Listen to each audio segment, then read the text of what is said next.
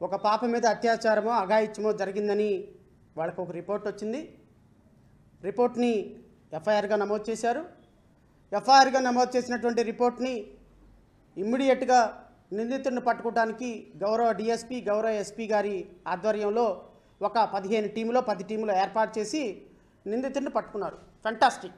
పోలీసుల యొక్క అది అక్కడ అత్యాచారం జరిగిందా లేకపోతే ఆ పాపని ఏమైనా అఘాయిత్యం చేశాడా, what ever the reason, what ever it is, FIR register అయింది. నిందితుడిని పట్టుకున్నారు. కోర్టు ముందుకు తీసుకువెళ్లే ప్రయత్నం చేస్తున్నారు. ఇంతవరకు రాష్ట్ర ప్రభుత్వాన్ని కానీ రాష్ట్ర ప్రభుత్వ పోలీసులను కానీ మీడియాను కానీ తప్పు పట్టాల్సిన పనే లేదు. దాని తర్వాత జరిగే సీక్వెన్స్ గురించే ఒక మాజీ న్యాయమూర్తిగా, ఒక న్యాయవాదిగా, ఒక రాజకీయ పార్టీ అధ్యక్షుడిగా, ఒక వ్యవస్థని, ఒక కాన్స్టిట్యూషన్ని, న్యాయ వ్యవస్థని నమ్మేటువంటి వ్యక్తిగా ఈరోజు నేను మీతో మాట్లాడుతున్నాను. 5 గంటలకి అరెస్ట్ చూపించి మెడికల్ టెస్టులు ఆ తర్వాత కోర్టుకు పంపాల్సినటువంటి రికార్డును తయారు చేసుకొని 5 గంటలకే అరెస్ట్ చేసేశారు. 5 గంటలకి నిందితుడిని అరెస్ట్ చేశారు, మెడికల్ టెస్ట్కి పంపించేశారు, కోర్టుకు సంబంధించినటువంటి రికార్డులన్నింటినీ కూడా సిద్ధం చేసుకున్నారు.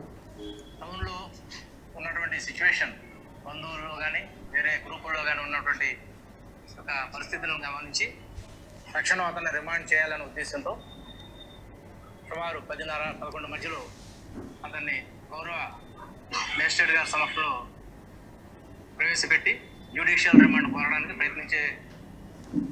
సో 5 గంటలకు అరెస్ట్ చేశారు, 6 గంటలకు ఫార్మాలిటీస్ పూర్తి చేశారు, 6:30కి డాక్టర్ దగ్గరికి తీసుకెళ్లారు. మొత్తానికి డాక్యుమెంట్స్, రిమాండ్కి సంబంధించినటువంటి డాక్యుమెంట్స్ అన్నీ రెడీ చేసుకున్నారు. జడ్జి గారికి ఇన్ఫర్మేషన్ ఇచ్చారు.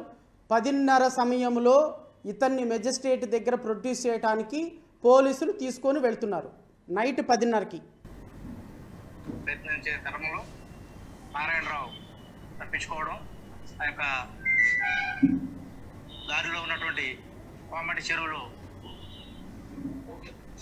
దగ్గర నేచర్ కాల్స్ కని ఆగి అతను ఈ చేసిన నేరానికి సిగ్గుపడుతూనో లేకపోతే మరి ఏదైనా కారణం చేతో చెరువులు దూకడం జరిగింది.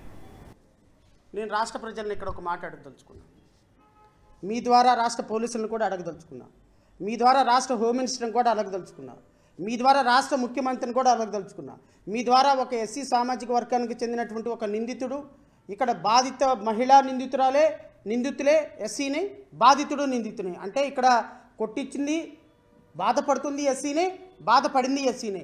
ఈ 2 అంశాలను దృష్టిలో పెట్టుకొని మాత్రమే నేను మాట్లాడుతున్నా. సిఐ గారు చెప్పినటువంటి విధానం ప్రకారం 15 పోలీసు స్పెషల్ పోలీసులు అంటే 15 బెటాలియన్లుగా అంటే 15 టీములుగా విడిపోయి రమారమి ఒక టీములో 10 మంది పోలీసులు ఉన్నప్పటికీ 10 మంది పోలీసులు ఉంటే రమారమి 200 నుంచి 300 మంది పోలీసులు ఇతన్ని పట్టుకోవటానికి మొత్తానికి సెర్చ్ చేశారు. సెర్చ్ చేసి ఎక్కడికి తీసుకెళ్లారు?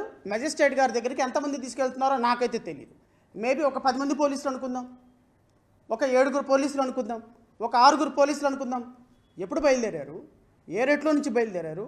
ఎక్కడికి వెళ్ళిన తర్వాత నిందితుడు తప్పించుకోవటం అంటే what does it mean? It's not like that Apple పండు అక్కడ పెట్టాం ఎవడో వచ్చి చేపలో పెట్టుకుని వెళ్ళాడు అంటానికి కాదు కదా. ఒక సీరియస్గా ఉన్న అఫెన్స్ ఉన్నటువంటి రాష్ట్ర వ్యాప్తంగా హైలైట్ అయినటువంటి ఒక నిందితుడు ఒక పాపపై అఘాయిత్యం చేశాడని ఆరోపణలు ఎదుర్కొన్న ఒక నిందితుడు ఒక పోలీస్ స్టేషన్కి పోలీసులకు దొరికి పోలీసులు అతను అరెస్ట్ చేసి మెజిస్ట్రేట్ గారి దగ్గరికి తీసుకెళ్తున్నప్పుడు జస్ట్ లైక్ దట్టు మీ పోలీసులందరూ పక్కన ఉండగా చెరువులో దూకేశాడా? అది మేము నమ్మాలా? మళ్ళీ ఒకసారి వినండి. తప్పించుకోవడం, ఆ యొక్క గమనించి తక్షణం అతన్ని రిమాండ్ చేయాలనే ఉద్దేశంతో సుమారు 10:30-11 మధ్యలో అతన్ని గౌరవ మేజిస్ట్రేట్ గారి సమక్షంలో ప్రవేశపెట్టి జ్యుడిషియల్ రిమాండ్ కోరడానికి ప్రయత్నించే తరంలో నారాయణరావు తప్పించుకోవడం, ఆ యొక్క దారిలో ఉన్నటువంటి కోమటి చెరువులు దగ్గర నేచర్ కాల్స్ కని ఆగి అతను ఈ చేసిన నేరానికి సిగ్గుపడుతూనో లేకపోతే మరి ఏదైనా కారణం చేతో చెరువులో దూకడం జరిగింది. నేచర్ కాల్స్కి వెళ్తానని చెప్పి పోలీసులను అడిగితే బేడీ లిప్పదీసి నేచర్ కాల్కి వెళ్ళమని చెప్పేసి ఒక అఘాయిత్యం చేసినటువంటి ఒక నిందితుడిని పోలీసులు వదిలేశారా? ఆయన చెరువు గడ్డ దగ్గరికి వెళ్ళి చెరువులో దూకేశాడా? చెరువులో దూకేస్తున్నప్పుడు పోలీసులు ఏం చేస్తున్నారండి? వాట్ పోలీస్ ఆర్ డూయింగ్ అంటే పోలీసులు ఆయన చెరువులో దూకగానే ఎలాగ మళ్ళీ వెనక్కి తిరిగి వచ్చేసేసి నిందితుడు చెరువులో దూకేశాడు కాబట్టి అలా తిరిగి వచ్చేసేసి రేపు ఉదయం వెళ్ళిపోయి గజెత్తగాళ్ళను పెట్టి ఆ శవాన్ని వెతికిస్తున్నారా? అంటే నిందితుడు చెరువులో దూకిన తర్వాత మీరేం చేశారు? పోలీసులు ఏం చేశారు? పోలీసులు ఎవరికి ఇన్ఫర్మేషన్ ఇచ్చారు? వితిన్ స్పాన్ ఆఫ్ 10 minutesలోనో 15 minutesలోనో గజెత్తగాళ్ళను తెప్పించాల్సిన పని లేదా? ఆ నిందితుడు దూకితే దాంట్లో నుంచి దూకి పోలీసులు వీళ్ళు రక్షించాల్సిన పని లేదా? లేకపోతే పోలీసులు ఇమ్మీడియట్గా ప్రివెంటివ్ యాక్షన్ తీసుకొని ఇమ్మీడియట్గా పై అధికారులకు తెలియజేసి ఇతను ఇమ్మీడియట్గా దూకేశాడండి, ఇతను ఎలాగైనా రక్షించాలని చూపించాల్సిన బాధ్యత పోలీసులకు లేదా? గజెత్తగాళ్ళని అంటే ఈయన ఆ రోజు దూకేశాడంట. దూకేసిన తర్వాత ఏం జరిగిందో తెలియదు, ఎవరు మాట్లాడారో తెలియదు, ఎవరు దూకడానికి ప్రయత్నం చేస్తారో లేదో తెలియదు. అసలు ఆయన మునిగిపోతున్నాడా లేకపోతే ఎందుకు దూకాడు, ఏం దూకాడు, పోలీసులు ఏం చేస్తారో ఎవ్వరికి తెలియదు. తర్వాత ఈరోజు మనం ప్రత్యేకమైన టీంని ఏర్పాటు చేసుకుని గజెత్తగాళ్ళని ఫైర్ సర్వీస్ వాళ్ళని తీసుకొని బాడీని బ్రేక్ చేసి బంధువులకి అది సంగతి. ఈరోజు పొద్దున్నే అంట ఫైర్ ఇంజిన్ వాళ్ళని పిలిచి గజెత్తగాళ్ళని పిలిచి ఆయన బాడీ ఎక్కడుందో ట్రేస్ చేసి ఆ ట్రేస్ తీసుకెళ్ళిపోయి బంధువులకు అప్పచెప్పానంట. చాలా బాగుంది స్టోరీ, చాలా అద్భుతమైనటువంటి స్టోరీ. ఈ స్టోరీకి రాజమౌళి కథ అని పేరు పెట్టాలి. రాజమౌళి కథలాగా ఒక అద్భుతమైనటువంటి స్టోరీ రాసి రాజమౌళి వాళ్ళ నాన్నగారు రాసే స్టోరీ దాన్ని అద్భుతంగా డైరెక్షన్ చేసేటువంటి సినిమా తీసి బాహుబలి 2 లాగా సినిమా తీసి అద్భుతమైనటువంటి స్టోరీ అల్లిన తుని పోలీస్ స్టేషన్కి తుని పోలీసులకి కాకినాడ జిల్లా ఎస్పీకి డిఎస్పీకి నా పాదాభివందనాలు. మీ స్టోరీ అద్భుతం సార్. ఒక వ్యక్తి ఇంకెందుకు సార్ కోర్టులు ఎందుకు సార్, కోర్టులు ఎందుకు, న్యాయస్థానాలు ఎందుకు, ఇంకా న్యాయవాదులు ఎందుకు, జడ్జిలు ఎందుకు, కోర్టులు ఎందుకు, పబ్లిక్ ప్రాసిక్యూటర్లు ఎందుకు, డాక్టర్లు ఎందుకు, చంపేసేయండి. ఒక వీడియో దొరికింది కదా క్లిప్పింగ్, అతను ఆ అమ్మాయి అక్కడేదో ఒక చిన్న క్లిప్పింగ్ దొరికింది, ఎవరో తీశారని.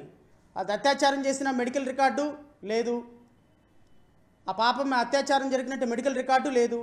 పోనీ ఆ పాప ఏమైనా ఇతను చేసాడు, ఇంతకు ముందంట 3 సార్లు రేప్ చేశాడంట.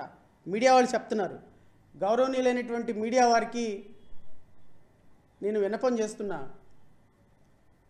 కాస్త మానవత్వంతో లీగల్ సిస్టంలో మనం బతుకుతున్నాం. కొద్దిగా టీఆర్పీ రేటింగుల కోసం కాకుండా కాస్త మానవత్వంతో ఆలోచించండి. ఒక వ్యక్తి తప్పు చేస్తే జ్యుడిషియల్ ప్రాసెస్ ప్రకారం ఆ వ్యక్తిని పనిష్ చేయాలనేది మన సిస్టమ్. రేపొద్దున ఒక జర్నలిస్టు తప్పుడు వార్త రాస్తే ఆ జర్నలిస్టుని తీసుకొని వెళ్ళిపోయి ఈ విధంగానే రేపొద్దున తప్పుడు వార్త రాసిన జర్నలిస్టుని తీసుకొని వెళ్ళిపోయి రేపొద్దున ఆ చెరువులో పడేసేసి చచ్చిపోయాడు, రాత్రి దూకే చచ్చిపోయాడంటే then you people will understand what is article 21. బ్రతికే స్వేచ్ఛ, బ్రతికే హక్కు మనిషికి కోల్పోయిన రోజున తెలుస్తుంది. రేపొద్దున జడా శ్రావణ్ కుమార్ని తీసుకొని వెళ్ళిపోయి వీడు రోజు ఎక్కువ మాట్లాడుతున్నాడు గవర్నమెంట్ మీద, హోమ్ మినిస్టర్ని మాట్లాడతాడు, డిప్యూటీ చీఫ్ మినిస్టర్ని మాట్లాడతాడు, ముఖ్యమంత్రిని మాట్లాడతాడు, ప్రభుత్వ పథకాలను విమర్శిస్తాడు, కంపెనీలు వస్తే విమర్శిస్తాడని రేపొద్దున ఎత్తుకొని వెళ్ళి ఎక్కడో చోట పోలీసులు అరెస్టులు చేస్తూ తీసుకెళ్ళిపోయి కారులో నుంచి దూకి తలకాయ బెగిలి చచ్చిపోయినాడని నా తలబగలు కొట్టేసి చంపేసి రోడ్డు మీద పడేశారనుకోండి సార్, అప్పుడు అర్థమవుతుంది సార్ వ్యవస్థ, ప్రజాస్వామ్యం, కోర్టుల విలువ. ఈ విధంగా ఒక సిస్టమ్ని మనం ఎంకరేజ్ చేసి ఎందుకు దూకాడో తెలియదంట, దూకేశాడంట, 10:30కి దూకేశాడంట, తెల్లవారు 11 గంటలకంటే గజెత్తగాళ్ళని తెచ్చారంట, ఫైర్ డిపార్ట్మెంట్ని తెచ్చారంట. ఆ గజెత్తగాళ్ళు 11 గంటలకంటే చచ్చిపోయాడని నిర్ధారణ చేసుకున్న తర్వాత బాడీని తీసుకెళ్ళి పంచనామా చేసి తల్లిదండ్రుల కొడుకు కూతురు మకాన్ని పడేశారంట. నిందితులను పట్టుకొని పోలీస్ స్టేషన్కి కోర్టులకి తీసుకొని వెళ్ళి ప్రొడ్యూస్ చేసేటప్పుడు ఇంత అద్భుతమైనటువంటి వ్యవస్థలో మనం పనిచేస్తున్నాము అంటే పోలీసు అరెస్టు చేసినటువంటి నిందితుడి ప్రాణానికే ఈ రాష్ట్రంలో విలువ లేదు అంటే, పోలీసులు అరెస్టు చేసి వాళ్ళ కస్టడీలో పెట్టుకున్నటువంటి నిందితుడి యొక్క ప్రాణం గప్చుప్ సంబారుబుడ్డిలాగా లేచిపోయింది అంటే ఈ ప్రభుత్వం చేసేటువంటి దమనకాండలకి ఇక సామాన్య ప్రజలకి ఇంకేం రక్షణ ఉంటుంది? ఒకసారి ఆలోచించమని కోరుతున్నా.